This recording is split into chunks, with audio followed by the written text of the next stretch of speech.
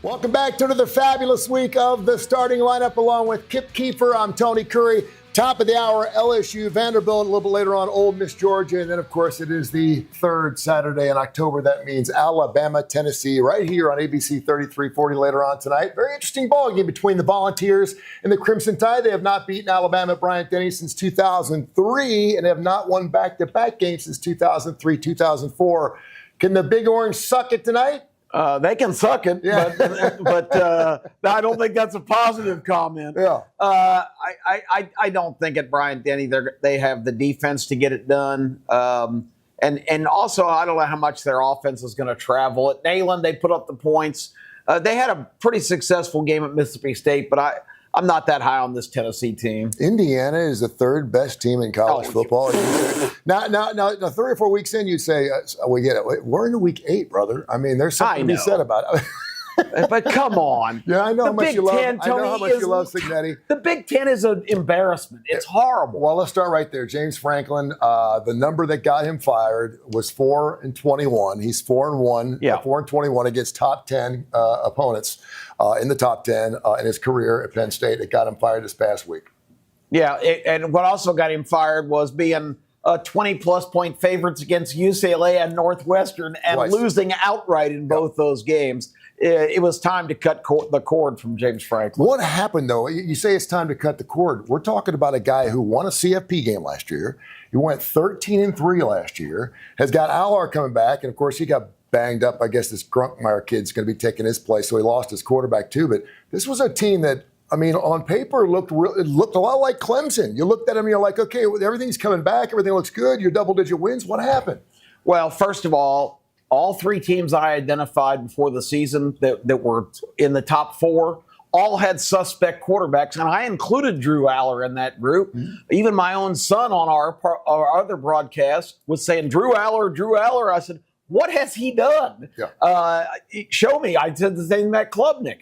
I think those guys had some pretty good stats because they've been playing for a couple of years. But in big games, I never saw either one of them step up. I think Aller was the first problem with Penn State. And also just some kind of disconnect there where, this long legacy of not beating any team in a significant game, I think it caught up with them this year in mediocre contests they've had because they have not been ready to play the last 2 weeks, and they've lost to vastly inferior teams. The Clemson Tigers only giving up 5.5 to the Mustangs at SMU this week. And look out for that big alert. The big rematch of the ACC championship game where both teams were playoff worthy. They sure were. They got in there. You mentioned Penn State's win. It was against SMU at home. Big deal. We got our bankroll coming up here. Tone the Bone coming off a fresh 2-team $150 parlay. I've got another $150 parlay that I love even better. We're going to be doing towards the end of the show. I absolutely love that. There could be 2 SEC teams I'm going to be picking. I cannot wait for that coming up here. Kip Keefer has 0 for the last 3 weeks. I bolted to first place 3 weeks ago. I haven't cashed since. I am in the basement, Tony. I'm in last place. Coming up next Saturday, we're going to have the interim head coach of the UAB Blazers, Alex Mortensen. Really? Yes, of course, Chris Mortensen, you know of him. Late, great Chris Mortensen. He is his son. Alex, of course, works on the offensive side of the ball for your UAB Blazers, taking over for Trent Dilfer. And, of course, the experiment is over. 9-21. It was time for Trent to go. Yeah, and some of Trent's wins not against real notable programs this year.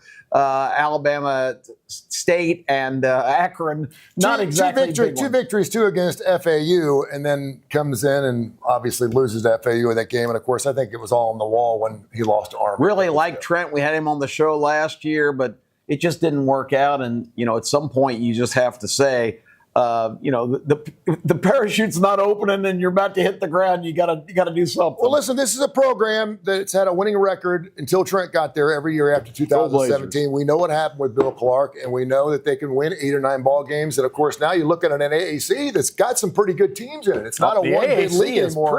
Pretty stacked now. And of course, we have a battle of the bones going on this weekend. Memphis and UAB. UAB's catching 21.5. Memphis holds the distinguished ability of being one of only 2 teams in college football with a perfect ATS. They are 6-0 against the spread. Can they cover the 21 against UAB this weekend? We'll find out. But a whole host of great things going on. We got our cast of idiots, including the legend Cave, coming up here in a few minutes. Our bankroll towards the end. We're going to be doing cases, big picks. What else we got? Thrilled to have K-Dub, one of our original best supporters and a legendary figure in Alabama and local radio media lore. He's going to be with us today. We're excited about that. It's going to be a great show. And a quick appeal to Greg Sankey. Get the officiating in order. Time to break up the good old boy network, bring in a third party if you have to. But this league is too good and the fans are too dedicated and are spending too much money to have the worst officiating in America week after week after week. You should CC Hugh Freeze on that. I'm sure he'll definitely agree with you. Strange things happen at Auburn, man. It's a weird place to play. My friend Chip Lake says it's voodoo. That's the only explanation. We'll stick some needles in it during the break here. This is the starting lineup. Hey, it's Keefer at the Birmingham Racecourse Casino, our big Tuesday night kickoff party for another big week of SEC football. Legend, you're going to be in the Cave on Saturday, getting everybody ready for Bama, Tennessee. For any school Bama fans, this is the game of the year. What are you feeling about the Big Orange coming in? Keeper, I just brought my Cuban cigars, just got my box this afternoon. I already got my matches. We are an 8-point favorite going into this contest. Vegas agrees with me. We are the better team. We are on a mission. We are on a roll. Anytime Coach DeBoer puts on the black hoodie, it's lights out for whoever the opponent is, ladies and gentlemen. We poked up at Tuscaloosa. We've turned the corner. Okay, also in the state, Missouri played an incredible game, looked good against Alabama. They played 6 straight home games. Now they show up on the Plains. Does Auburn have anything left after all the whining and crying they've done? I think Auburn has an opportunity in this game because you can never count out Auburn when you're down in the pet cemetery at the SEC, Jordan-Hare Stadium. Weird stuff, voodoo, weird stuff happened down there. You never know who's going to come out a winner down there, Keefer. Lane Kiffin goes to Athens. He's on top of the standings in the SEC. Dodged a bullet last week, almost the classic trap game. How do you see the Georgia Ole Miss matchup? Well, one thing about the Georgia Bulldogs, they have shown week in and week out they are the best second-half team in the nation. So take Ole Miss in the first half, but take Georgia for the game because Georgia will figure them out. They do every week. Look for Lane to go down. He's +7 for a reason. I like the Dogs in Athens. Is Texas A&M undefeated in the SEC? Are they in any danger going to face Bobby Petrino in Arkansas? I think this is a classic trap game. This might be where Evil Knievel finally jumps 15 buses and lands without wrecking. I see Evil Knievel, Bobby Petrino. I'm calling the upset. Look for Texas A&M to go down as one of the undefeated Saturday. And one more game, Oklahoma really came back to earth. Texas humbled them on Saturday. They go to South Carolina, kind of a desperate team. It played pretty damn well at LSU. Well, here's another team I think is reeling. I think they brought their quarterback too soon, which was a major mistake. Now they're injured, headed to South Carolina, where they let the Roosters out at night. You never know. I'm calling the upset. I look for Oklahoma to go down and continue the fall that they started last week. You can't get a better source than the legend. He has given you the rundown on SEC action coming up this week. What a big week in the SEC. We can't wait. Happy birthday to you. Happy birthday to you. Happy birthday, dear Keefer. Happy birthday to you. Yay! Outstanding. Let's see. Blow them 45 candles out. What's my wish? My wish is this time next year, Legend and I and all of our cast of characters will be on the SEC network. Yay! Is that too bold? No. All right, here we go. Hey! Thank you, everybody. This is great. I did not expect this. Welcome back, everybody. It's time for Vegas Book It or Bet It. And our first contestant this week, Dr. Ken Grimmel's great friend of ours, and obviously a Tide guy. Absolutely. Absolutely. All right, well, old school Alabama fans think the Tennessee game every year is a game. Dr. Grimmels, Alabama is an 8.5-point favorite. Do you like them to win this and cover, or are you going to go for the Big Orange? Well, they scared me. Alabama has the last 2 weeks. I got to stay with Alabama. I got me a cigar drinking on it, and I'm going to have it after the game. Alabama, keep by 10. Don, the mayor of Birmingham, you've been on a roll. You've got an interesting game this week. Who is your pick, and you're going to challenge kids to play babies? Hey, the Ramblin' Wreck, Georgia Tech, an engineer. Georgia Tech was 4.5 at 2. The Jackets still cover the spread. Wow, the Jackets. All right, well, that's an interesting pick. We got Mark here, who's going to tell us who he likes this weekend in the SEC. I think even though Tech fan would bust their running back, they're going to win a close game. I say 24-23, then giggle. Oh, okay. Well, that's pretty interesting. Arkansas, a 7.5-point underdog at home, so you're advocating a Texas can win but take the points. Yeah. Okay, that's pretty cool. Case Keefer, Mark is challenging in a tough game. Are you going with the Razorbacks or the Yankees? Book it or bet it?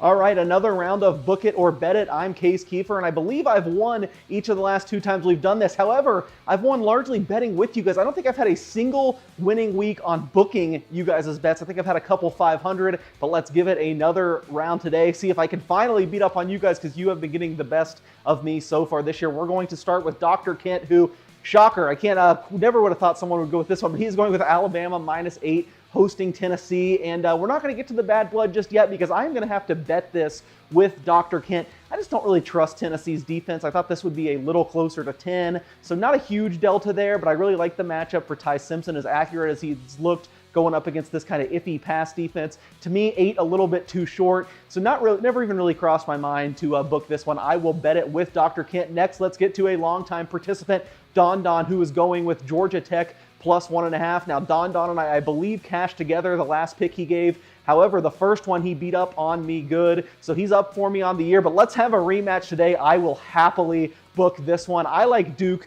-1.5. I just simply think they have the better players. I know everyone is enamored with Haynes King, loves him. I do too, but Georgia Tech really lost a lot otherwise out of the transfer portal. I don't think they've had all that tough of a schedule. They probably got outplayed by Clemson, ended up winning that close game. Meanwhile, Duke really poured money into their football program, got all these guys to come in. I know it didn't really look like it early in the season. They kind of struggled getting off, but I think they are full steam ahead now, looking really good with Darian Mensah. I will say there's really been a real push and pull in the market with this game, and even other sharp bettors I've talked to, some people on the Georgia Tech side.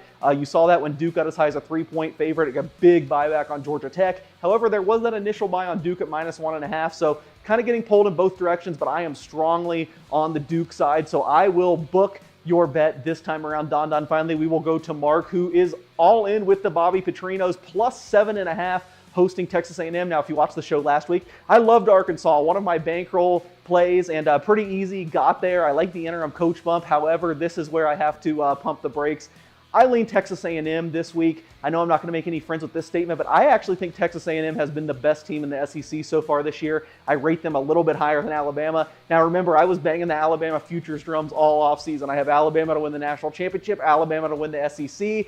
I don't have any exposure on Texas A&M, so I hope I'm wrong, but man, Texas A&M has been a gold mine if you've been betting in the last few weeks. I just think they're a little bit too buttoned up. I mean, defensively, it is just night and day what Arkansas has compared to what Texas A&M has. So I got to go with Texas A&M -7.5 here. I will go ahead and book that one from Mark. So I'm going head-to-head with Don and Mark. But come on over, Dr. Kent. We are together. Let's see how it goes this week on Book It or Bet It. Hey, welcome to the Legend Cave. I'm here with the famous man himself, DJ K-Dub, the most famous DJ in Birmingham, the most famous pound bomb caller I know. Welcome back to the Legend Cave, brother. How you doing? I feel honored to be back here. What a wonderful time to be here. Right in time for Sucky Top. Right in time for the third Saturday. Sucky Top. Sucky Top. Sucky Top. Right in time for the third Saturday in October. I'm ready. It's cigar time. How you feeling? How you been doing, my brother? Man, I'm doing good, brother. It's good to see you, man. The team right. back together. The president of the Sons of Saban right here in the Legend Cave. How you see this game going today? Are we firing cigars in a few hours, brother? Well, of course, that's the plan. That's always the plan. I like Alabama in this situation.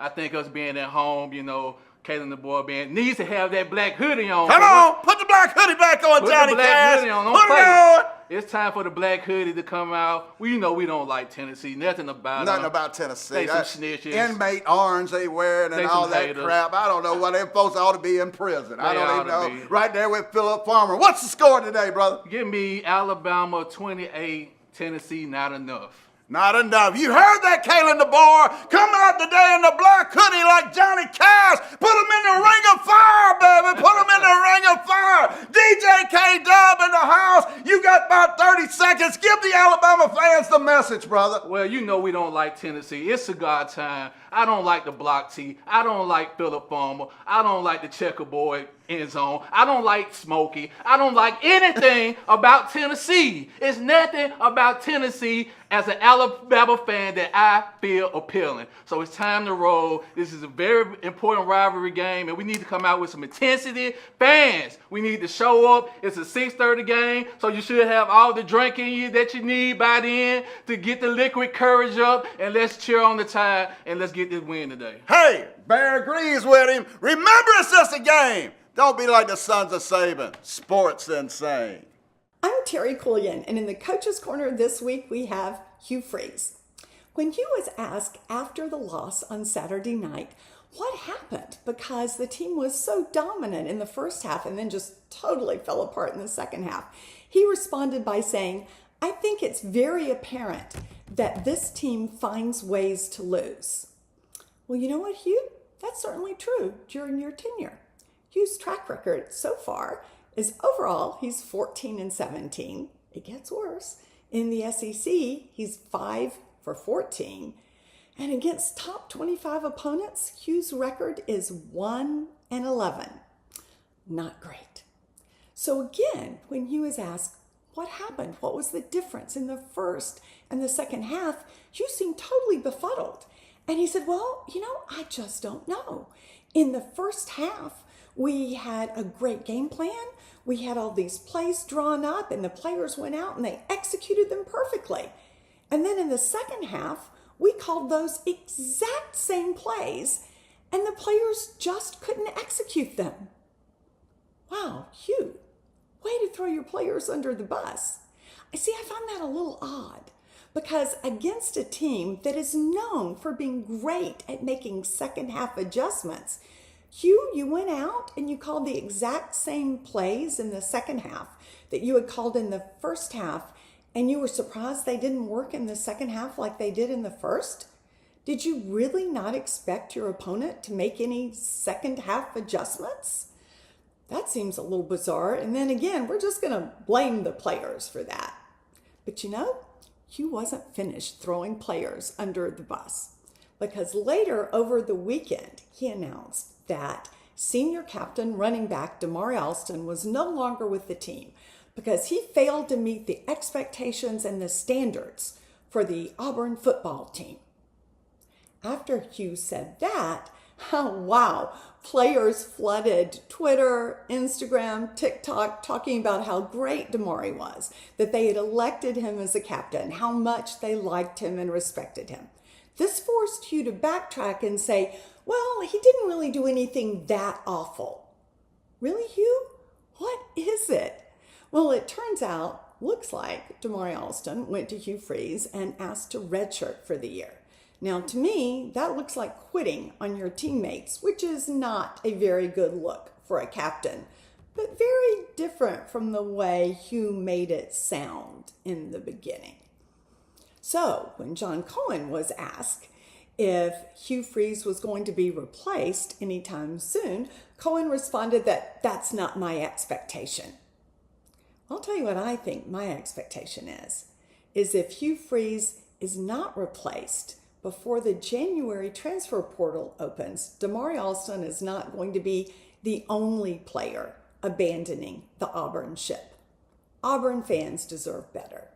Kipper Doodle, I'm looking at the SEC matchup this weekend. Oklahoma, South Carolina, LSU, Vanderbilt. What a week. Man, it's Ole Miss, Georgia, A&M, Arkansas, and of course, it's the third week. Tennessee, Alabama. Tennessee, Alabama. If you're wondering what in the world's going on, there's lines anywhere between 2.5 to 8.5. You need to go to K4Wins.com, K4Wins.com. We do a show on Tony Curry Radio, also the Coastal Sports Network. We're working to get on VSiN, which of course is Brent Musburger's outfit. But we're going to go ahead and keep giving out winners at about 65% clip. Major League Baseball's going on, and hockey's going off too, man. Yeah, I submitted a few picks last night, went 3-0, so I'm quite pleased with that. So we give you really good information every single day. Wagering on sports is fun. Winning on wagering on sports is a hell of a lot better. There's and if you're one of the guys that, obviously has to put something on the game because you're actually going to the game, then that would be the way to go. I did that when I went down there and saw the Pelicans take on the Houston Rockets the other night. How about that? Right here in Birmingham. We had a play on the thing. We had a play on preseason NBA action on K4 Wins. I cashed in some cash right there. Check out K4Wins.com. Kai Gregory, Case Keeper, Kip Keefer, Tony Curry for the K4 Wins Show every Tuesday and Friday, 10 o'clock Central on TKR. Hey, it's Case Keefer back again for another edition of the Vegas Heaters. I'm a longtime sports bettor and sports betting writer for Greenspun Media Group, which includes Las Vegas Sun and Las Vegas Weekly. Now, we had been on football for months, but last week we dove into some futures for the new sport, kicking off then NHL. Let's do it again this week on the NBA, and I'm not going to lie, I feel a lot more pressure with this one because we absolutely crushed the NBA futures market last year, including here on the show. I remember right after 2 NBA finals ago, I gave out Shai Gilgeous-Alexander to win MVP. I think he was like 7-1 at the time. That was an easy cash. I said there were only 2 teams that could win the finals. The Oklahoma City Thunder and the Boston Celtics. Said get the best prices you can for them. Celtics didn't work out, but the Thunder sure did. So I think we were basically perfect in the NBA last year. Let's try to do it again this year. I'm going to touch on 4 of the biggest markets before I get to my bankroll picks for this week's football contest, starting with the NBA championship. And yeah, this is going to be a little chalky, but I think you have to go back to the Oklahoma City Thunder. I know we've had a lot of turnaround, different team after different team winning lately. I think that stops this year. This Thunder team was the youngest team in the league almost, or one of the youngest teams, won the title last year. All these guys are still getting better. They have depth so they can endure injuries. You talk to numbers guys, analytics, which I go off of. This team compares favorably to the 2017-2018 Warriors, which came into the season like minus 150 to win the title. Odds on. Where in the world are we getting as high as plus 255? I know you might not like to tie up your money for this long with this short of a bet, but I'm telling you that is a terrible number. It's got to be close to 50% of the Thunder win the title again. So plus 255 on the Oklahoma City Thunder. And who will they be playing? Well, I'm going chalky again. Only kind of chalky here, though. I think this is another insane market, one that it's kind of reflective of how people don't want to tie up their money for a long time. We kind of have co-favorites between the Cleveland Cavaliers and the New York Knicks in the Eastern Conference, and I don't see it at all. I do not think the New York Knicks are on the Cleveland Cavaliers level. Yes, they made it further than them in the playoffs last year. I look at it as, a team that has a really historic year like the Cavaliers did last year. They were right with the Thunder as far as point differential, efficiency for most of the year. Sometimes it just takes getting knocked down a few times before you get over that hump. I think they are by far the best Eastern Conference team on paper. I think the Knicks being with them is more of a reflection of, the New York market and how popular the team is. I love Cleveland at plus 255, I think is the best price I've seen on them as well to win the Eastern Conference. So give me Cleveland, give me Oklahoma City. Quickly in the MVP market, this is all about market entry. It's probably going to be Shai Gilgeous-Alexander again. I know a lot of people will be picking Nikola Jokic, but it's been more than 20 years since a player over the age of 30, has won the MVP. So I'm still looking for young guys. And right now, I think the guy to bet is Lakers' Luka Doncic. I think a lot more scoring is coming his way with LeBron James out to start the season. I know it's really been slammed down. I got a much better price on this, but you could still find like 4-1, even 1-450 here in Vegas. I think you start with Luka, add some guys beyond that. As far as defensive player of the year, I know Wemby's a big odds-on favorite. Makes sense, but this usually goes to a player on the best defensive team, the best defensive player. Now, the Thunder are for sure going to be the best defensive team, so a lot of people are going to say Lou Dort. I don't actually agree with that. I think Alex Caruso and Chet Holmgren are the better defensive players, but you got to be able to read the room. You got to be able to see who people are going to go for. They are going to campaign for Lou Dort, so Lou Dort at 65-1. Now, quickly, my football plays for the bankroll competition, still in first, but hanging on a little slim. I know some guys are coming for me. Starting in college football, I've got Notre Dame -9 hosting USC. USC's terrible on the road. I think Notre Dame is playing better than anyone in the country. Don't let them in the playoffs because they just might win it. They're going to blow out USC this week. 2 NFL plays. We're starting with the worst team in the league, the New York Jets, winless However, I think they are better on paper than the Carolina Panthers. Forget about what happened last week against that great Denver defense in London. I think they bounce back here. Jets +2. And finally, I'm going to lay the 4.5 with the Detroit Lions against the Tampa Bay Buccaneers. Lions beaten up in the secondary, but who do the Buccaneers have left to throw to? Detroit -4.5 to go with the Jets +2 and Notre Dame -9. Thanks for catching another edition of the Vegas Heaters. Tone the bone, $150 two-team parlay. Don't tell me it's a sucker bet. It's only a sucker bet when you lose. I got another two-teamer coming up here in just a few minutes. As our bankroll goes on, Kip Keefer, we're all in the plus category, which means we're all killing it. Who you got, Kip Keefer? Kip Keefer is going to go with 3 single $50 plays this week. I've got a lot of people be surprised that I think Tony disagrees with me. I like Kentucky to cover the number against Texas. I'm not convinced the Horns are back. They won 1 game. I'm having memories of that disaster in the Swamp. Kentucky's getting 12.5 at home. An SEC home dog getting double digits. Give me that every single time. I've also got, as Penn State, a.k.a. the Titanic, sinks a little bit quicker in the Atlantic, I think they get to rock bottom this week when they lose to the Iowa Hawkeyes outright. Iowa, a 2.5-point favorite over Penn State. I think the misery continues, even though James Franklin's been shown the door. And my third pick is another interesting reach. I am going to go for the Arkansas Razorbacks at home to cover the number against Texas A&M. They played inspired at Tennessee under Bobby Petrino last week. I like the Hogs to keep that game close. All right, K-Dub, what you got? Well, me personally, I like one of Kip's picks there. I'm going to go with one of his personally. I like the Iowa game versus Penn State game. Of course, we know that Penn State came in as number 2 to start out the year. Come on. And they've been sliding ever since. So I think they continue to play like a big number 2 and lose this game against Iowa. So give me Iowa Buckeyes. Let me get one more in there. Yeah. I want to go with UCLA in this situation. UCLA, They're playing better. They're right off the coach and they're rolling. Yeah, now. they're rolling now. So I want to pick UCLA in their matchup as well. Both of them is like a 3-point favorite. Take the money line, should be safe there. 2 picks from K-Dub. The Legend Brothers, what do you got? Well, the Legend Brothers cashed last week with a 2-team parlay with a push and a victory. This week we come back at you again with a 2-team parlay. We like Carolina Sunday minus the 1.5 against the Jets. Oh, wow. We think Carolina should be favorite there. Get a Sunday special. And tomorrow we like Georgia Tech getting 1.5 at Duke. We think the wrong team is favored. Give us Carolina and New York on Sunday. Give us Georgia Tech and Duke tomorrow. Play 2-team Legend Brother Parlay. The Ramblin' Wreck could win the ACC, my friend. They can. They're playing some fantastic football right now. All right, I got another 2-team $150 parlay. I'm going against your Kentucky pick. Kentucky give up 35 to Georgia, 35 to South Carolina, who's got nothing. They give up 24 points to Eastern Michigan. This is where Texas finally gets fat. You know the man. Arch Manning finally throws the ball up and down the football field. They get it done at Kentucky. I love Texas minus 12.5 because I don't think Kentucky's going to score 10 points. I don't think it's going to happen. They're not going to score against Texas's defense. I don't think it's going to happen.